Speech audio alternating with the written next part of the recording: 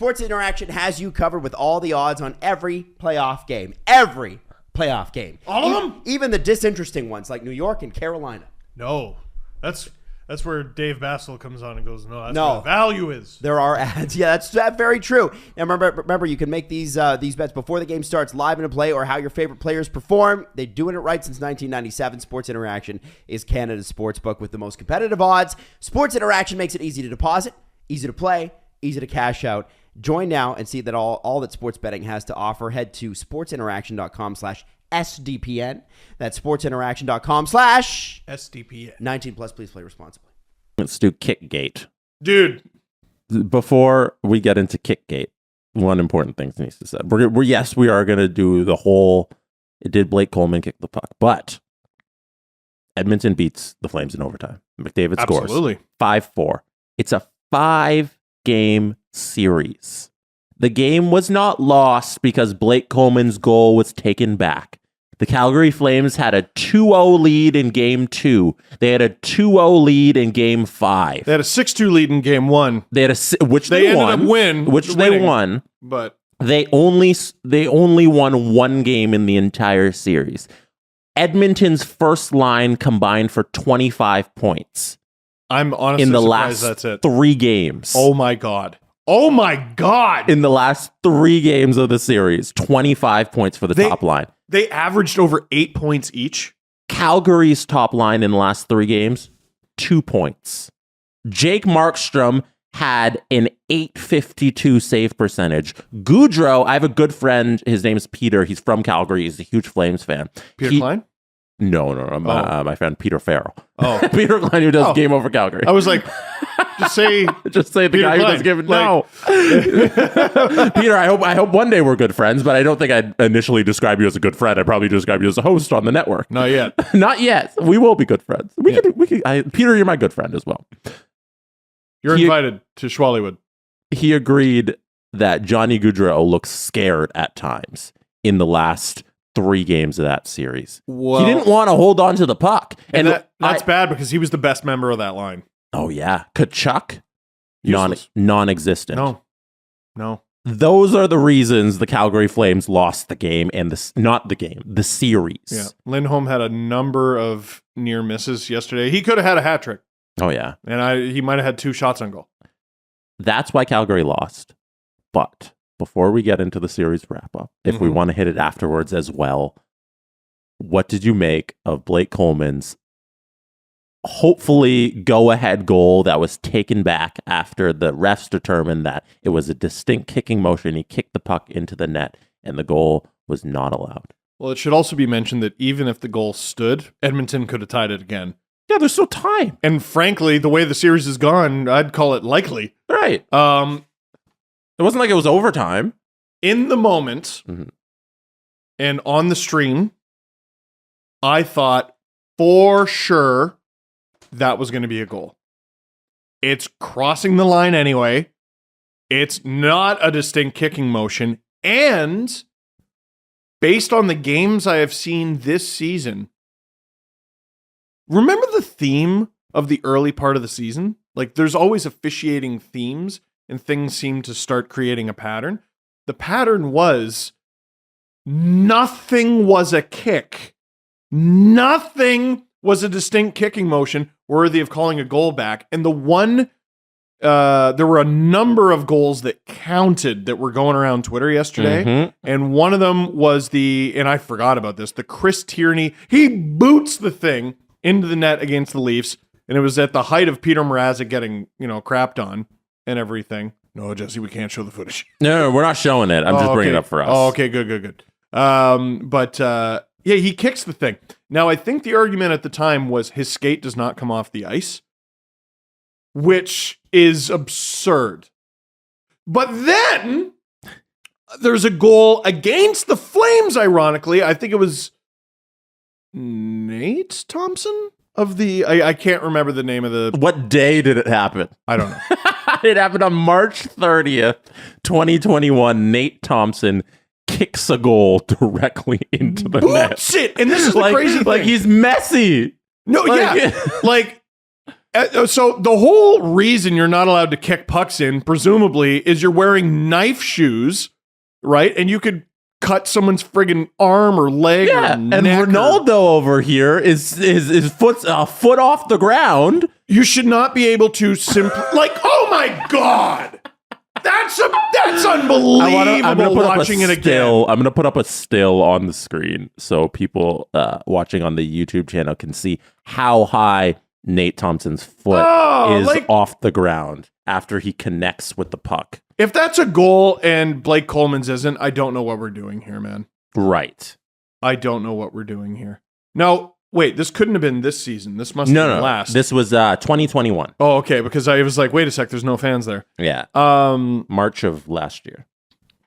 Oh my God, his skate is a solid few inches off the ice. And I don't care if he literally holds his leg up like a flamingo and it goes in off his leg. If there's no movement at all, okay, maybe. He's kicking. He's kicking. For the love of God.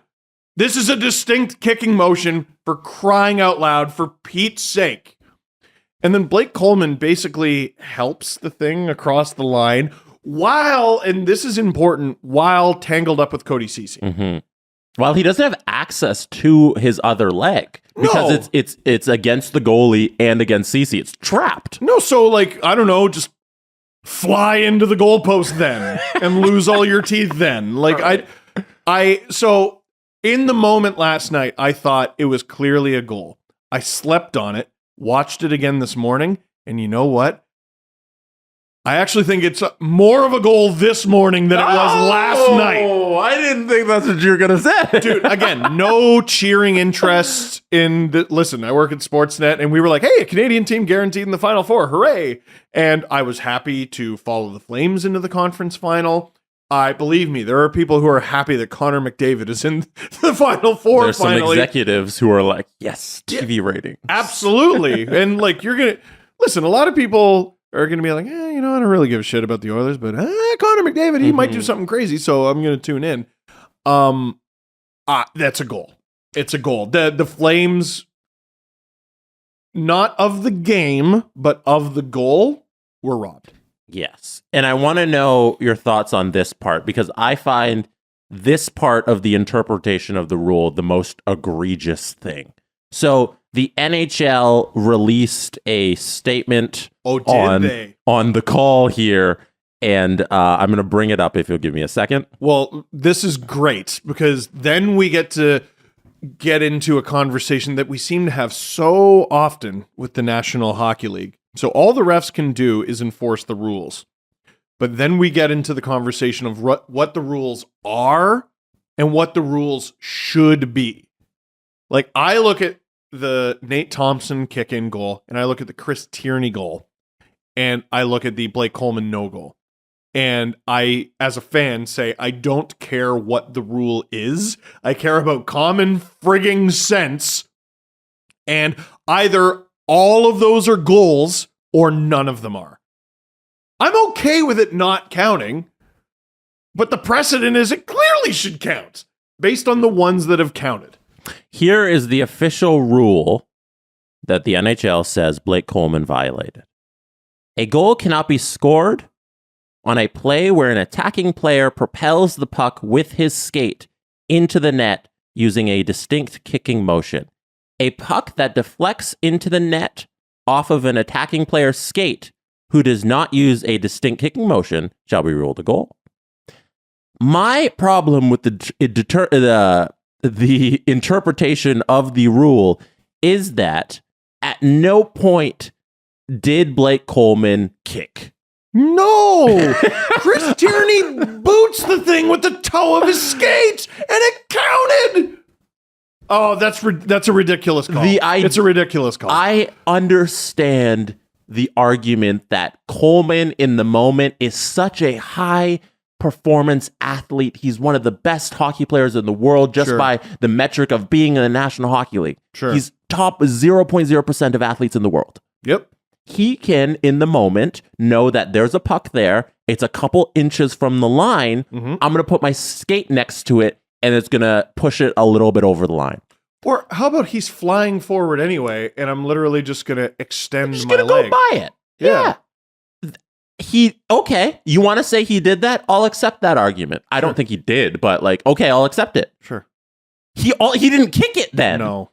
Doing that, extending his leg and touching the puck over the line still isn't a kick. It's a And nonsensical the only call. way you should overrule this call, the call on the ice was a clear goal. Yeah. The ref pointed to the net and said goal. So Wes McCauley and Eric Furlat, two of the most experienced guys in the league. you have to have indisputable evidence to overturn a call. It can't be up for debate. And what happened there is clearly up for debate. Yep. It's clearly not distinct kicking, Well, which is the rule. They felt different. Now, we had this discussion before the game. Is it the war room in Toronto or the officials? And you said what? I'd love to know.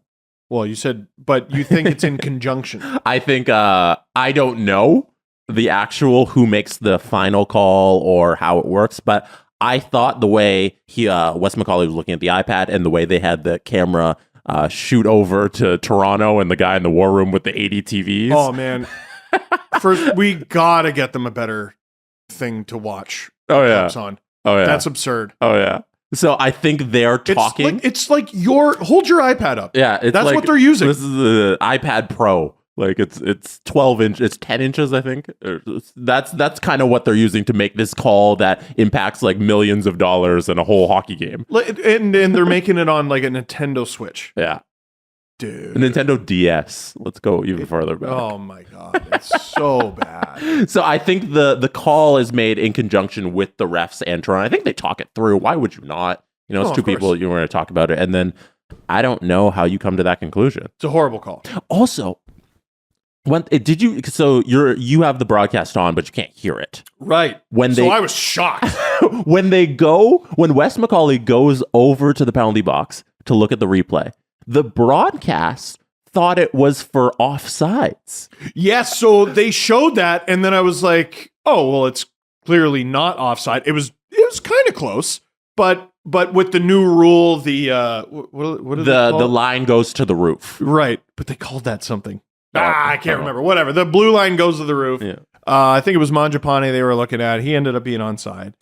My point with that is nobody knew that Coleman could have kicked the puck in. Like the initial thought of like the Rudy doing the color commentary, the camera people in the truck. I haven't heard any of this. That's funny. Was that it's off? Let's go look. They're taking a look at offside. Wes McCauley's looking at the offside. Let's go to the offside replay and see if he was offside. And they're like, oh wait, he's actually reviewing the kick. Well, okay. So in fairness to not the Edmonton Oilers, the Oilers have nothing to do with it. Like they're not guilty or innocent. They have no involvement in the play. It's the Flames versus the officials. And the second I saw the replay and it goes off Coleman's skate, I'm like, oh, they're going to review this. Oh, that was your first thought? Yeah. My first thought was they're going to review this and it'll count. I can't believe it. I can't believe it. It should have been, I don't know, because they usually say the longer the review takes, the more likely it is they're going to go with the call on the ice. I just don't understand how it's not a goal.